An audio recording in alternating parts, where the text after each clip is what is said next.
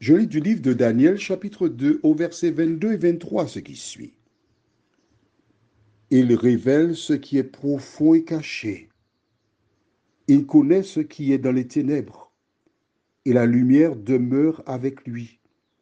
Dieu de mes pères, je te glorifie, je te loue de ce que tu m'as donné la sagesse et la force, et de ce que tu m'as fait connaître ce que nous t'avons demandé, de ce que tu nous as révélé, le secret du roi. Prions. Notre Seigneur et notre Dieu, nous sommes parvenus à la fin de cette première partie du chapitre 2. Tandis que nous prendrons le temps de méditer sur cette deuxième partie de prière, nous te demandons de nous aider à suivre cet exemple et de nous diriger. Nous t'avons prié au nom de Jésus pour ta gloire éternelle. Amen. Daniel et ses trois compagnons sont arrivés dans la grande ville de Babylone. Ils ne connaissaient pas leur avenir. Ils ne savaient pas ce qui les attendait. Mais ils avaient l'assurance que l'Éternel était avec eux. Notre Seigneur et notre Dieu, combien nous te sommes reconnaissants pour l'histoire de Daniel, car elle nous indique que nous tous qui sommes passagers sur cette terre, aussi longtemps que nous nous tenons à ta disposition, aussi longtemps que nous nous attachons à toi,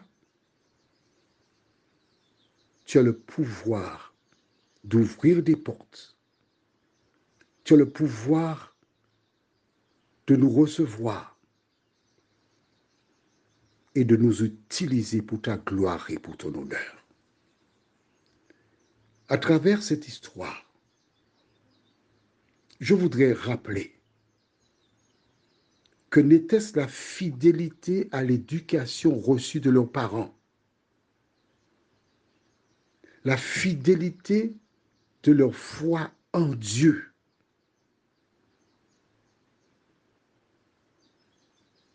nous n'aurions jamais eu ce livre de Daniel. À travers ces deux premiers chapitres, nous découvrons que l'Éternel est en quête d'ambassadeurs, d'ambassadrices, des personnes qui n'auront pas peur de se lever pour la vérité, des personnes qui n'auront pas peur d'afficher leurs convictions, leur foi, de présenter de manière pratique le bien. Alors nous lisons la Bible. Mais sais-tu que tu peux vivre des expériences aussi intéressantes que celles qui se trouvent dans la Bible? Sais-tu que tu peux, là où tu te trouves, être un exemple, un modèle, un témoignage qui ouvre des portes, qui permet à celles et ceux qui se perdent d'être sauvés? La seule chose que Dieu te demande, c'est de lire la parole, la mettre en pratique. Et quand tu agis ainsi, tu deviens une lumière, un phare qui éclaire celles et ceux qui sont autour de toi. Tu leur permets de venir à la lumière, Jésus, et de se préparer pour l'éternité. J'aimerais que tu notes la fin du verset 23. Car à l'évidence, Daniel dit, je te glorifie, Dieu de mes pères. Donc il sait qui lui a donné le secret. Il a contact avec lui. Mais il dit, je te glorifie et je te loue de ce que tu m'as donné la sagesse et la force et de ce que tu m'as fait connaître. Donc c'est à Daniel que Dieu a donné le rêve.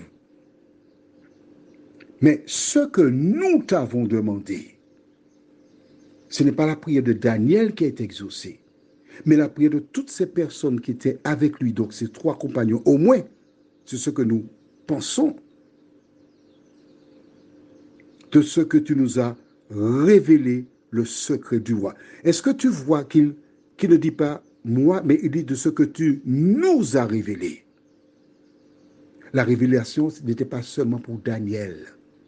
Il n'était pas l'homme à tirer sur lui les éloges. Il se fondait dans la foule. Il faisait preuve d'humilité. Prions. Notre Seigneur, notre Dieu, nous sommes heureux de te reconnaître comme notre Dieu. Daniel disait Dieu de nos pères. Mais je suis tenté de dire mon Dieu, celui que j'ai choisi, celui que j'aime, celui qui m'aime et qui a un projet pour moi. Combien nous sommes heureux, Seigneur, en ce soir, de découvrir que tu entends et exauces les prières. Merci de nous aider, Seigneur, à avoir recours à la prière en tout temps. Nous t'en prions au nom de Jésus et pour ta gloire éternelle. Amen. Je te souhaite une bonne nuit sous le regard de Dieu.